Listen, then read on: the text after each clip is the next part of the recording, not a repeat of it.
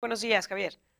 Hola Erika, ¿cómo estás? Muy buenos días. Un saludo para ti y para todo tu auditorio. Con el gusto de saludarte y muy atentos a esta polémica que se ha armado en torno a si tendría que ser o no un requisito para nuestros diputados, en este caso locales, el poder acreditar un título, una carrera profesional. Javier, ¿qué opinión te merece esta iniciativa? Bueno, mira, la propuesta como tal tiene un mérito y el mérito que tiene es que identifica un problema que hemos estado viviendo no solo con esta licenciatura, pero que se ha agudizado en esta legislatura. Y tiene que ver con el pobre desempeño de los diputados, con la presentación de iniciativas de muy baja calidad, con plagios, con iniciativas intrascendentes, con ocurrencias, y además han estado mintiendo en varias ocasiones. Ese es un problema real que existe y que está identificado en la propuesta porque la propuesta argumenta explícitamente que se requiere mayor capacitación de los diputados o de quienes llegan a ser diputados para conocer los temas sociales. Y de manera subyacente, el argumento de la propuesta es que con estudios universitarios se mejoraría la calidad del trabajo legislativo. El problema con esta propuesta es que la solución que propone el diputado forma parte de esta lista de ocurrencias. Es una muestra justamente del pobre desempeño de quienes hoy día alcanzan una diputación. ¿Por qué lo digo? Por tres motivos, Erika. En primer lugar, me voy con datos concretos. El nivel de estudios de quienes han integrado el Congreso en las últimas 4 legislaturas locales. Mira, en la legislatura 2006-2009, el 74.1% de los diputados que integraron esta legislatura tenían estudios universitarios. En el 2009-2012, en esa legislatura, Sí. el 77.77% de los diputados tenían estudios universitarios. En la legislatura 2012-2015, el 74% tenían estudios universitarios, Universitarios. perdón. Y en la legislatura 2015-2018, que es a la que pertenece el diputado, el 85.19% de los diputados tienen estudios universitarios. ¿Qué quiere decir esto? Que Que no en nos realidad, garantiza nada. exactamente, y que en realidad es ociosa la iniciativa que está presentando el diputado, porque lo que tenemos es efectivamente un Congreso integrado por profesionistas, pero que no se comportan como profesionales al momento de generar las legislaciones. Y ahora más, Erika, ¿cuáles son las principales carreras que han estudiado quienes han integrado el Congreso en estas legislaturas? Derecho, en primer lugar, educación o áreas afines, contaduría, administración e ingeniería. Entonces, una vez más, estos datos descalifican totalmente el supuesto del diputado de que con personas que tienen estudios universitarios se va a solucionar el problema de la baja calidad. Ahora, me llama la atención lo que mencionabas al inicio, Javier Contreras, politólogo, en el sentido de, bueno, pues la calidad de las iniciativas que están presentando. Este es un tema que ha generado mucha controversia a nivel nacional, donde se ha empezado a discutir este tema. El diputado Gerardo Serrano la presenta. El mismo diputado que ha presentado una serie de iniciativas que han causado mucha polémica, pero que él mismo no ha acompañado y que han terminado caducando. Bueno, pues ahí están las cifras, ¿no? Las estadísticas. E incluso ha vuelto a presentar iniciativas que ya había presentado y que ya se le habían caducado. ¿De qué nos habla esto? Pues nos habla de una muy pobre preparación, Erika. Nos habla de que estamos funcionando a base de ocurrencias. Y esto no puede continuar así. Y no puede continuar así porque se vuelve peligroso, Erika, cuando las propuestas de iniciativa de ley se generan desde el desconocimiento. Lo que generamos son propuestas que pueden llegar a ser peligrosas. Y lo digo por otros dos motivos que me quedaron ahí pendientes, Erika. En primer lugar, ya lo mencionó muy bien en la entrevista el presidente del Colegio de Abogados, la propuesta implica la eliminación de derechos políticos de una gran parte de la población. Esto implicaría que no todo ciudadano podría ser votado y esto es totalmente discriminatorio. Erika, nos regresa al siglo XIX cuando se discutía que solo aquellos que sabían leer y escribir tenían derecho al voto y a participar del gobierno. Pero además implica un problema estructural muy fuerte en nuestro país y que es educativo. Mira, en San Luis Potosí, El grado promedio de escolaridad de la población de 15 años y más, de acuerdo con el estudio intercensal 2015 del INEGI, es de 8.8 años.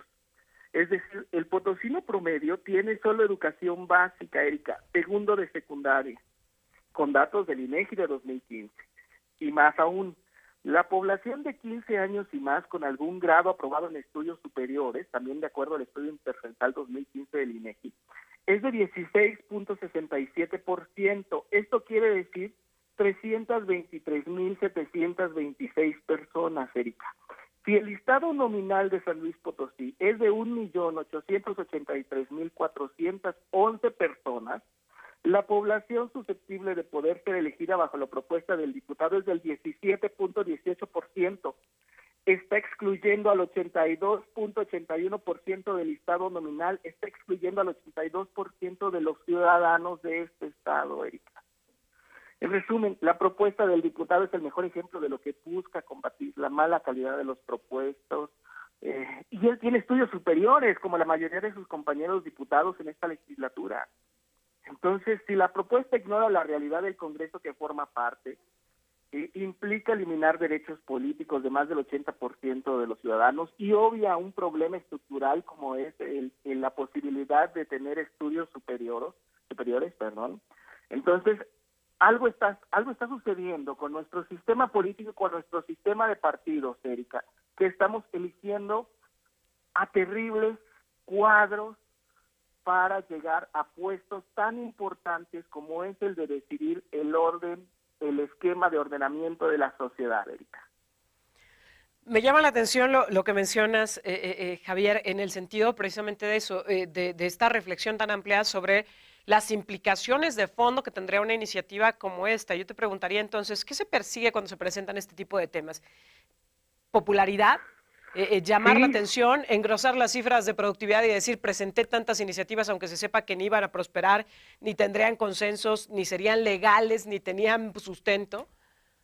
Mira, a veces hay algunas ideas que parecen buenas, pero que cuando comenzamos a rascarles un poquito, y nada más un poquito, se comienza a ver que en realidad son terribles ideas, o que los resultados serían mucho más graves de lo que se pretende solucionar.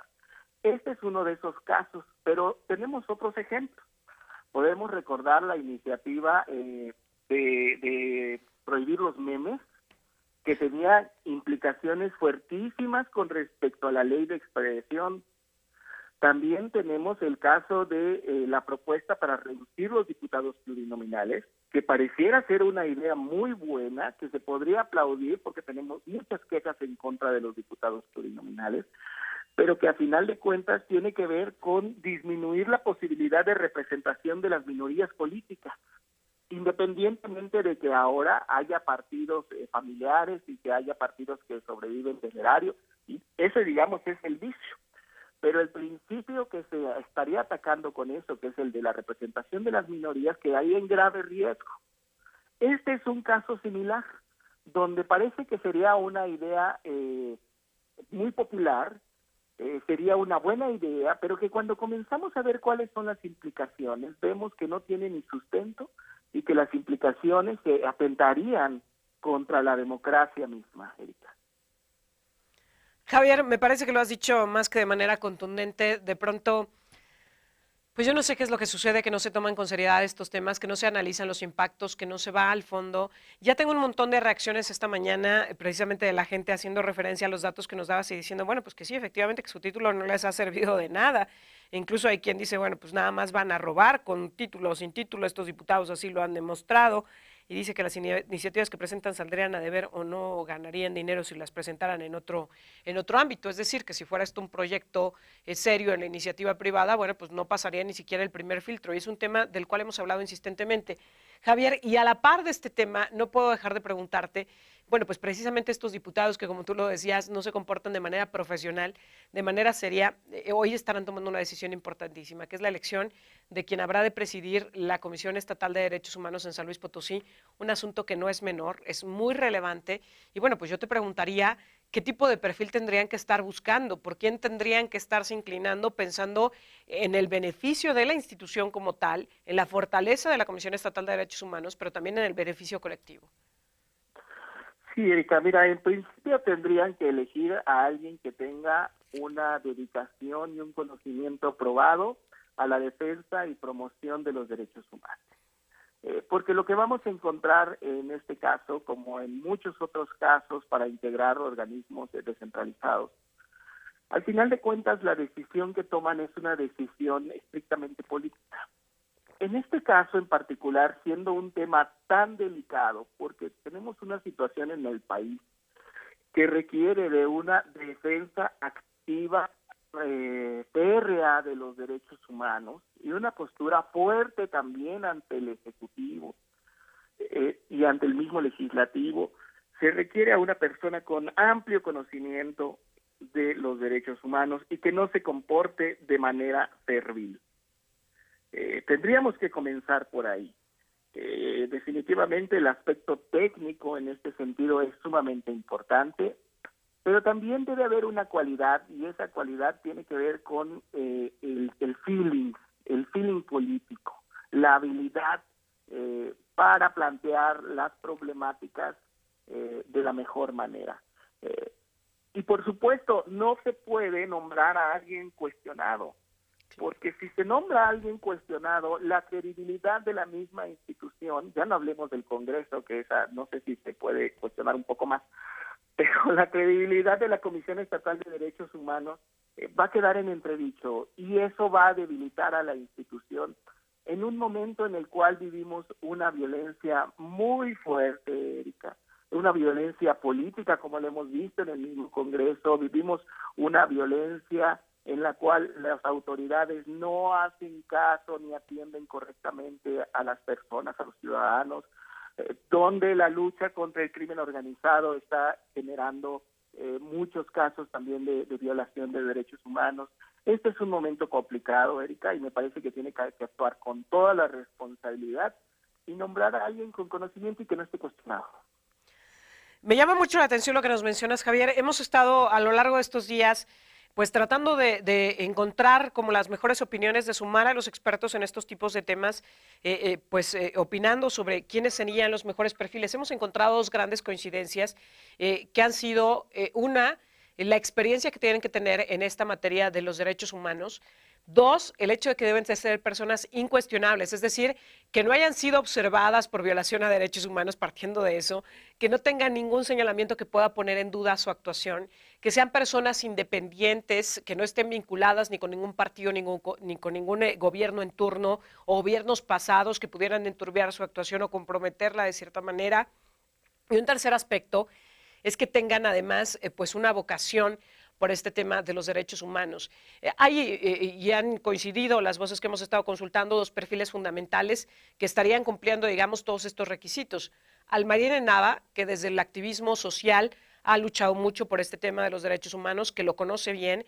Hay quien incluso además dice que el perfil de una mujer pues ayudaría mucho, y además no de una mujer por género, sino de una mujer como Almairene Nava, con esa preparación, con esa formación, ayudaría mucho a cambiar, a darle un nuevo brillo a la Comisión Estatal de Derechos Humanos.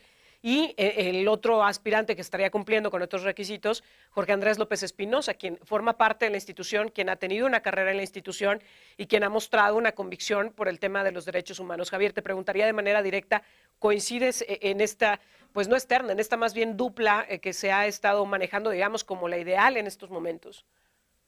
Bueno, en este caso yo personalmente solo conozco a Almairene, conozco su trabajo, ella misma ha sido nombrada Premio Estatal de Derechos Humanos. El trabajo de la otra persona que mencionas yo no lo conozco, pero bueno, si esos son los perfiles que han podido encontrar y que coinciden como los más cercanos a estos requisitos que hemos estado hablando, pues creo que sería coincidente en todo caso, en mi opinión. Yo te agradezco mucho la oportunidad de comenzar, Javier, y lo quiero poner claramente sobre la mesa porque hay 15 nombres en juego y además la Comisión de Derechos Humanos en el Congreso del Estado va a llegar con estos 15 nombres a aventárselos al Pleno, a que ahí pues los hagan trizas, ¿no? Que prácticamente se empiecen a pelear quién con quién apoya a quién, y el proceso puede ser muy complicado en el Pleno de cómo se va a vivir. Ojalá y realmente se ponga y se privilegien, pues lo que ya decíamos, ¿no? Todos estos factores en donde quienes conocen del tema han coincidido. La experiencia, la honorabilidad y el conocimiento del trabajo. Y la convicción, además, por el tema de los derechos humanos. Javier, te agradezco mucho la oportunidad de conversar. Igualmente, Erika, siempre es un gusto estar contigo y con tu auditorio. Muy buenos días. Javier Contreras.